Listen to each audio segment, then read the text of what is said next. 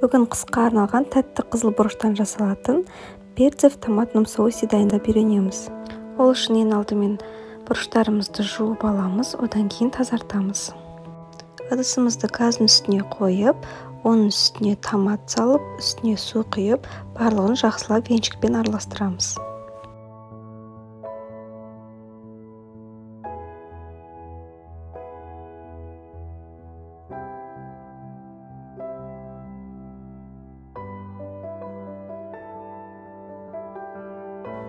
Араластырып болғаннан кейін бізде бұл массамыз қайнау керек.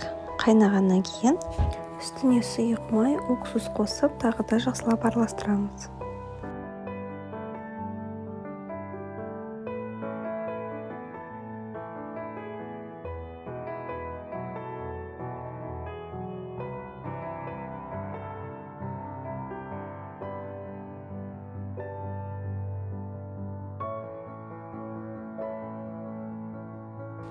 Одан кейін үстіне қант, тұз, лавровый лист және де қара бұрыш қосамыз.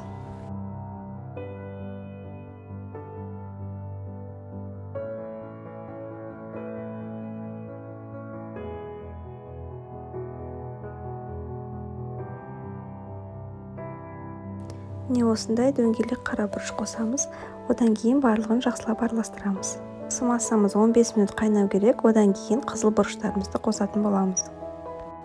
Қызыл бұрыштарымызды жақсылап жуып, тазартып, осы видеодағыдай бөліктерге бөліп шығамыз.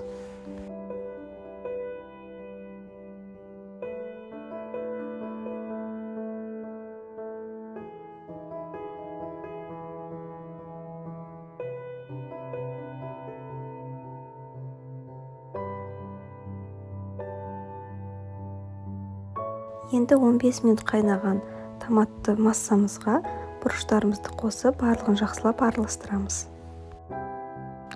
Дәміне қарай ащы қызыл бұрыш қосуға болады. Мен осындай кішкентай бір штугын қостым. Ащы жақсы көрсеңіздер, 2-3 штук қосуға болады. Енді осы массамыз қайнау керек. Қайнағаннан кейін тағы да 20 минут газдың үстінде тұрады. Одан кейін үстіне кішкентай теркадан өткізілген чеснок және де петрушка қосамыз. Свежий петрушка немесе осында кептірілген қосуға болады. Петрушка салғаннан кейін тағы да 15 минут қайнатамыз. Арасында араластырып тұруды ұмытпаңыздар. Менің видеоларым ұнаса, лайк басып, комментарий жазуды ұмытпаңыздар. Қоңыраушаны басып қойыңыздар. Газдың астын өшірмей, банкаларға, дайын болған банкаларымызға осылай құйып аламыз. Қысқа жеуге өте дәмді салаттардың бірі, міндетті түрде дайындап көріңіздер. Банкаларымызға барлығын салып болғаннан кейін крышкаларын жауып, одан кейін үстін орамалмен жауып қоямыз суығанға дейін. Содан кейін суық жерге қоя беруге болады. Міне өте дәмді, өте әдемі біздің салатымыз дайын болды. Менде 700 мл-ден 3 банка және 500 мл-ден 3 банка шықты. Дәмі керемет, өзіме қатты ұнады. Міндетті түрде дайындап көріңіздер. Ас болсын!